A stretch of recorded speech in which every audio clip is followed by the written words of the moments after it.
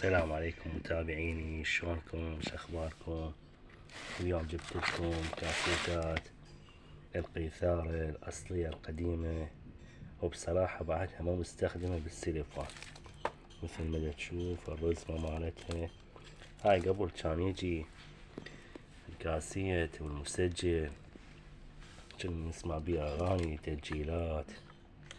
إذا أتذكر هذا الغلاف ماله هذا من الداخل مثل ما تشوف القيثارة الصناعة العراقية الأصلية.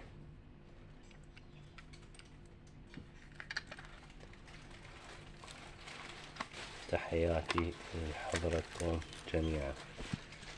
طبعا ذني مجموعة كاملة بالسيليفون بعدهم غير مستخدمة.